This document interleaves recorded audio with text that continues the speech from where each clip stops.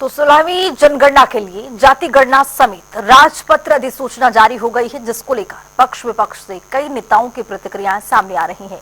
वहीं राज्य मंत्री दानिश अंसारी ने जनगणना को लेकर कांग्रेस पर जमकर निशाना साधा है। सपा के सांसद अवधेश प्रसाद जाति जनगणना के लिए केंद्र सरकार को धन्यवाद करते हुए निष्पक्षता से जनगणना करने की अपील की है।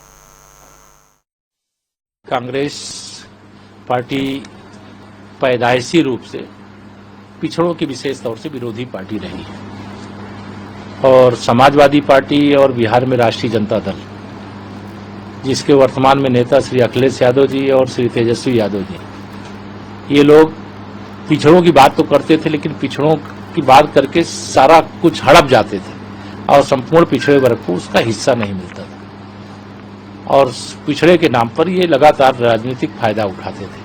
कल जो भारत सरकार के द्वारा जनगणना और जाति जनगणना का गजट जारी हुआ है, मैं उसका स्वागत करता हूं और मैं मानता हूं कि जो आज विकास की मुख्य धारा में नहीं है, जिनके घर में सरकारी सेवा में नहीं रहा है, जिनको राजनीतिक रूप से हिस्सेदारी नहीं मिली थी, वह सारे रास्ते इस जनगणना के बाद और जातिगत जनगणना के बाद ये खुलेंगे और बहुत सारे लोगों का जो भविष्य अंधकारमय था वह भविष्य उज्जवल होगा, ऐसा मैं विश्वास करता हूं। जिस तरीके से कांग्रेस पार्टी ने आज़ादी से लेकर अब तक न केवल देश की जनता को गुमराह करने का काम किया, बल्कि जो हमारा पिछड़ा, दलित और अल्पसंख्यक पासमानदा समाज है, इसके विकास में बाधा बनने का काम हमेशा कांग्रेस पार्टी ने किया है।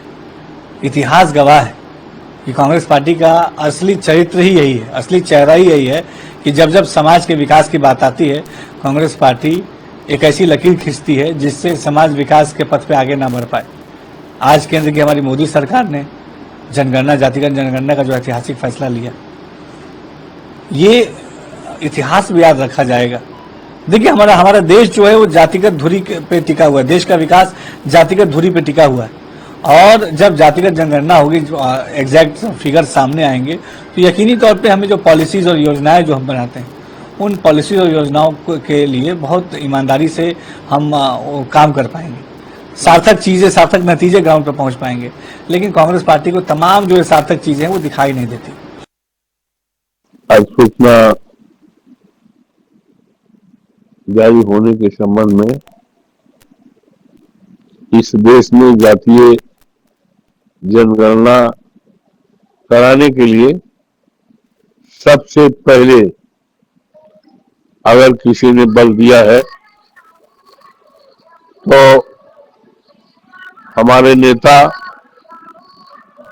जो आज दुनिया में नहीं है, श्रद्धेय मुलायम सिंह यादव जी ने किया था। उसका समर्थन देश के अन्य नेताओं ने भी किया था और जातीय जनगणना पर समाजवादी पार्टी हमेशा बल देती रही। अधिसूचना जारी हुई, इसके लिए केंद्र सरकार को धन्यवाद देते हैं, लेकिन